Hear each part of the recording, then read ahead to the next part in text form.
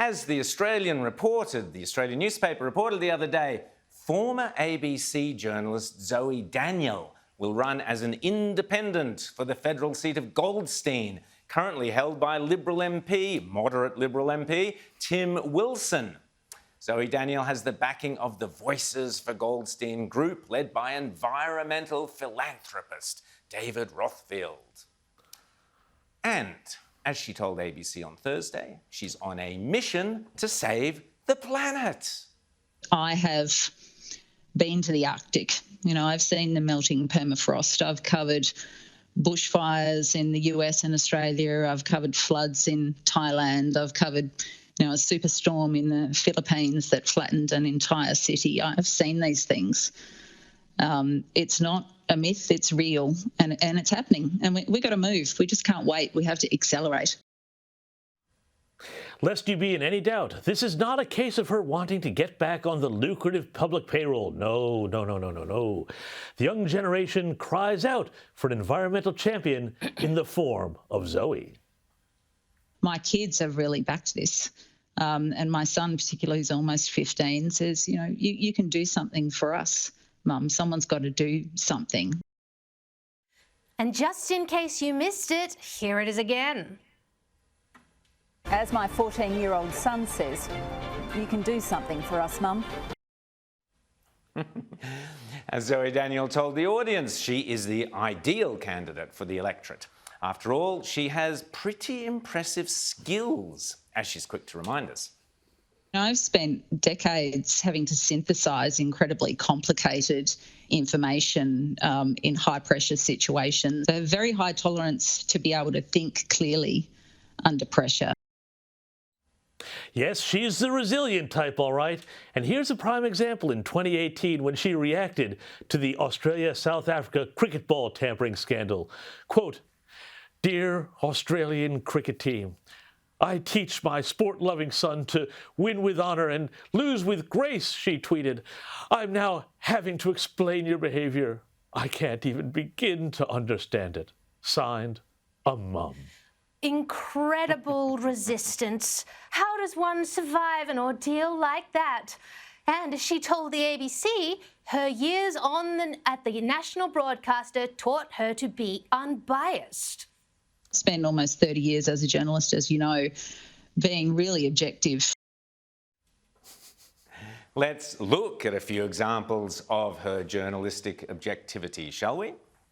Following the election of Donald Trump in 2016, Zoe Daniel, then ABC's Washington bureau chief, wrote, "Donald Trump's victory has provoked fear and concern for some children as they try to understand what his presidency means for America and if or how it will affect them and people that they know." And what was the basis for this conclusion? I kid you not. It was her interviewing her own 2 young children. This from her daughter, who was then 8 years old. "Pearl has been worried about the wall between the U.S. and Mexico." Of course she has. "A cornerstone of Mr. Trump's campaign. Quote, if you're a Mexican or anything like that, you'll get kicked out. And some of Pearl's friends are Mexican," she said. She also watched the election coverage, and I asked her what she thought about Hillary Clinton's concession speech. Quote, "She was trying to say, don't give up, and no matter what people say, you should just keep going to what your goal is." Such amazing journalism. Our only question is, why didn't Daniel win the Gold Walkley Award for this scoop? And then there's the time in 2019 when Daniel travelled to Venezuela and wrote about the sufferings of its people. As Chris Kenny noted then, something was missing from her reports. Bad dose of garden variety Latin American socialism. But we didn't hear much about that from the ABC this month.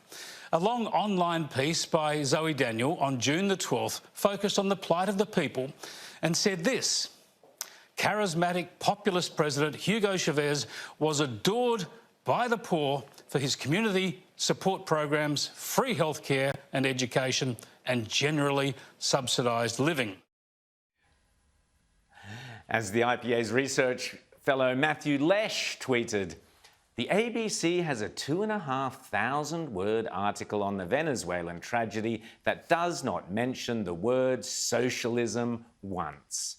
Chavez is described only as a populist. This is disgraceful, biased misreporting.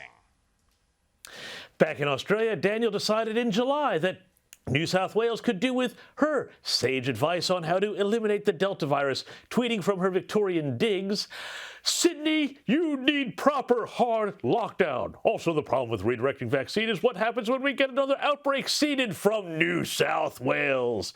What a mess. The whole thing is just a complete you-know-what show. Talk about tin-eared.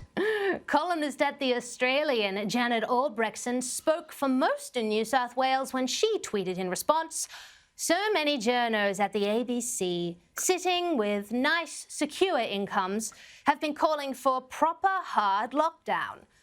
Do you want us to stop exercising? Maybe a curfew? Maybe daily police checks? Seriously, it's indecent, hysterical nonsense." Let's just say these are not good examples of Zoe Daniel being able to synthesize incredibly complex information. They don't exactly portray her as the doyenne of objectivity. If anything, they point to one who's been cossetted and cocooned in a monoculture. So tell us, Zoe, give us just one down-to-earth grab that will resonate with the working people of your electorate. Take it away.